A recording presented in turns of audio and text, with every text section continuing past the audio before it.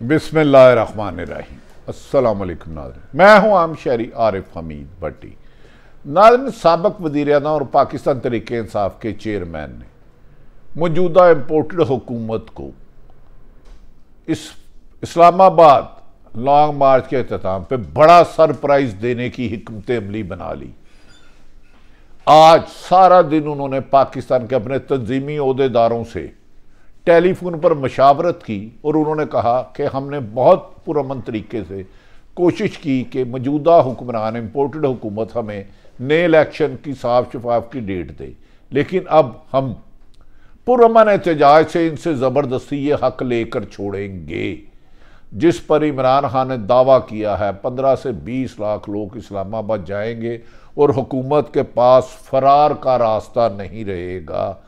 इस मौके पर इमरान खान ने एस्टेब्लिशमेंट और हैंडलर्स को भी समझाया कि आपने साजिश कामयाब होने दी तो ये मुल्क नहीं संभल सकता, लिहाजा आप इस साजिश का हिस्सा ना बने।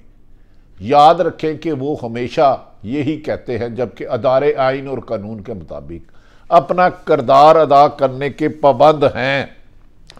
इमरान खान का दावा है कि उन्होंने अवाम में वो शऊर पैदा कर दिया है जिससे हकीकी आज़ादी की शम्मा जल पड़ी है, जिसकी वजह से इम्पोर्टेड हुकूमत खौफजदा है कि इमरान खान इस्लामाबाद आएगा तो उनके फरार के रास्ते तमाम बंद हो जाएंगे। इमरान खान क्या सरप्राइज देते हैं, ये एक बहुत $1 बिलियन सवाल है। दूसरी तरफ शहीद अरशद शरीफ के केस में FIA फेडरल इन्वेस्टिगेशन एजेंसी, जिसमें कल तक शहबाज शरीफ तलब किए जाते थे और 16 अरब मुबैना मनी लॉन्ड्रिंग का केस चल रहा था, उन्होंने अरशद शरीफ के केस को हल करने की बजाय उस पर मुकदमात किसने दर्ज किए? साबिक़ वजीर फैसल वाडा और PTI के रहनुमा मुराद सईद साहब को तलब कर लिया है कि आपने दावा किया आपको पता था। जबकि सवाल इतना है कि अरशद शरीफ के खिलाफ मुकदमात किसने दर्ज कराए, पाकिस्तान के में जगह किसने तंग की, और दुबई अब टीम शॉपिंग करने गई है या तहकीकात करने गई है। पहले भी जो गई थी कीनिया, उसकी अभी तक रिपोर्ट सामने नहीं आई। नाज़रीन, वक्त के साथ साथ इमरान खान अग्रेसिव होते जा रहे हैं, उनका गुस्सा बढ़ता जा रहा है, बैकडोर राब्ते होते हैं, चलते हैं, लेकिन मौजूदा जब नवाज शरीफ के पास उनके भाई शहबाज शरीफ मिलने गए तो उन्होंने कहा कि मौजूदा इमरान खान की मकबूलियत में इलेक्शन कराना खुदकशी के मुतरादिफ होगा और हमें इलेक्शन 23 तक ले जाना है, जिसमें नवाज शरीफ ने कहा मेरी तरफ से पैगाम दे दो जो आपको पैगाम दे रहे हैं कि आर्मी चीफ की तैनाती हम मेरिट पर करेंगे अपनी मर्जी से और इलेक्शन पूरे वक्त में होंगे, यानी कि 2023 के एंड पर। नाज़रीन, आर्मी चीफ की अहम तैनाती को हुकूमत की बेवकूफ़ी और मफाद परस्ती की वजह से कंट्रोवर्सी और प्रोपेगेंडा की तरफ भेज दिया गया। ऐसी अहम तैनाती जिसे खामोशी से आईनी और कानूनी तरीके से करने का हल है, उसमें वज़ीर दफ़ा की गैर जिम्मेदाराना बयान एक दफ़ा TV पे कहते हैं कि हम लंदन में नवाज शरीफ से मशावरत करने आए हैं और अगले दिन कहते हैं ऐसी उनसे मशावरत ही नहीं हुई। हुकूमत की ये ना समझी और अपोजिशन को इमरान खान को रास्ते से हटाने की हवस ने पाकिस्तान को एक ऐसी परेशान सूरत हाल से दोचार कर दिया जिससे हर आदमी ये सवाल कर रहा है कि हमें बुनियादी हकूक मिलने की बजाय तैनातियों पर लड़ाई हो रही है, जबकि आर्मी चीफ मोहतरम कमर जवेद बाजवा अलविदाई दौरे कर रहे हैं। नाज़रीन, मौजूदा हुकूमत में इमरान खान ने कहा 6 माह से कह रहा था अगर पाकिस्तान दिवालिया होता है तो कौन इनको बेल आउट करेगा, जिस पर हुकूमत ने गद्दारी का मुकदमा दर्ज करा दिया। उन्होंने कहा मैं पाकिस्तान की आज़ादी की जंग लड़ रहा था, पाकिस्तान ने हकीकी आज़ादी की जद्दोजहद कर रहा था, मुल्क को डिफ़ॉल्ट होने से बचा रहा था, लेकिन मेरी बात न्यूट्रल ने नहीं सुनी। मैंने खुद भी उनसे कहा, शौकत तरीन को भी भेजा और मुझे अंजाम में ये मिला कि गद्दारी के मुकदमा दर्ज हो गए, मेरे पर कातलाना हमला हो गया, मुझे गोलियां मारी गईं, मुझे इलेक्शन कमीशन और मुख्तलिफ तरीक़ों से हरासा किया गया, लेकिन मैं इस मुल्क की हकीकी आज़ादी के लिए जदोजहद जारी रखूँगा।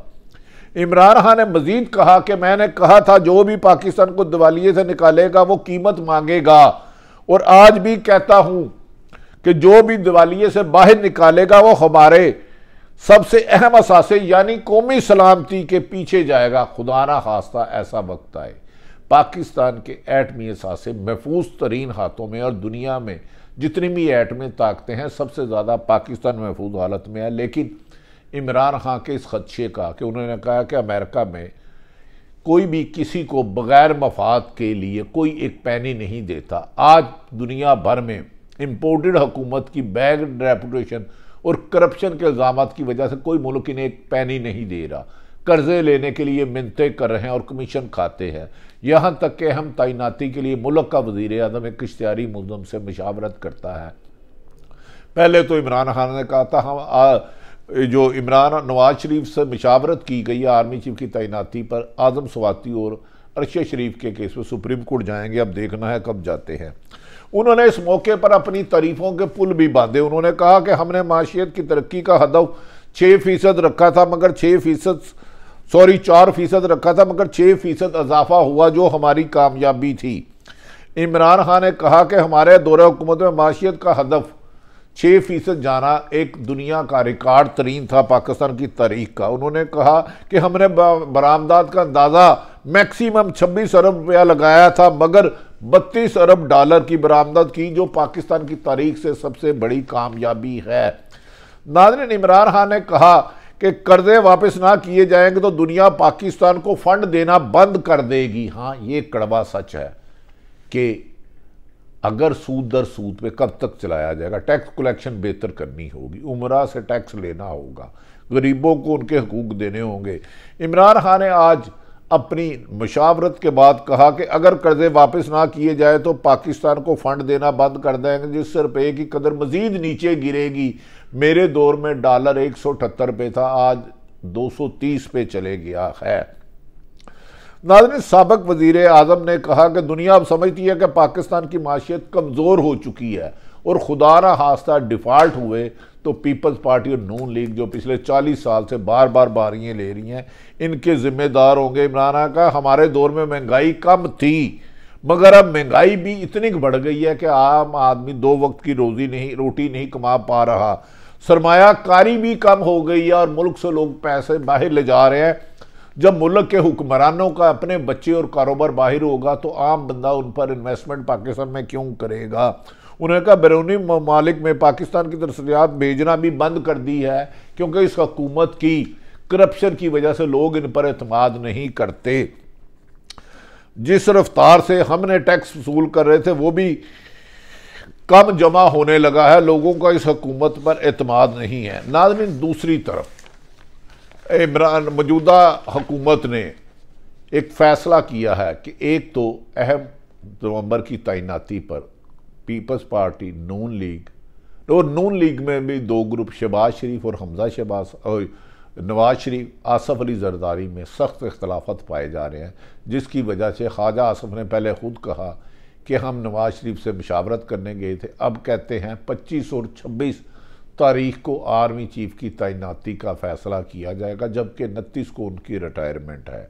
शायद मौजूदा हुक्मरान इमरान खान के लॉन्ग मार्च का इंतज़ार कर रही है क्योंकि इनको भी इतला मिली गई है कि अगर 10 लाख बंदा इस्लामाबाद आ गया तो मौजूदा हुकूमत अपने ही बदन से गिर जाएगी और किसी दूसरी ताकत को या अदारों को मिलकर नए इलेक्शन कराने पड़ेंगे। इस सिलसिले में तहरीक इंसाफ के चेयरमैन इमरान खान ने बारहा दर्जनों मरतबा चीफ जस्टिस ऑफ पाकिस्तान से इस अहम केस के में मुदाखलत की अपील की है और उन्होंने कहा है मुल्क को डिफ़ॉल्ट से बचाने के लिए साफ शफाफ इलेक्शन कराए जाए। क्या नए इलेक्शन से बिजली की कीमत में कमी आ जाएगी? क्या पेट्रोल की कीमत में कमी आ जाएगी? क्या महंगाई में कमी आ जाएगी?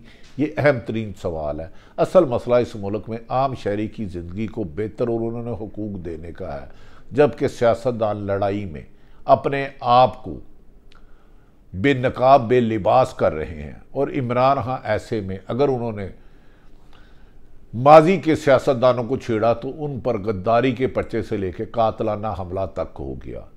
एक कलम के सिपाही ने सच का अलम उठाया अरशद शरीफ, तो उसे शहीद करवा दिया गया और उसके कातल अब भी दंदनाते फिर रहे हैं। कोई उनका नाम नहीं लेता, कोई पता नहीं है। खुदारा इस मुल्क में जब तक इंसाफ नहीं होगा अमन नहीं हो सकता।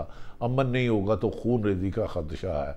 हमें दुआ है कि अल्लाह ताला पाकिस्तान को तरक्की, अमन और खुशहाली के रास्ते में ले जाए, जहां ताकतवर और कमज़ोर के लिए एक कानून हो। इसी में पाकिस्तान की बका और अवाम की खुशहाली है। अल्लाह ताला पाकिस्तान का हामी और नासर हो। अगली वीडियो में बताएंगे कि एक्सटेंशन पे किस किस के दरमियान किस बात पे पड़ा है। पाकिस्तान जिंदाबाद।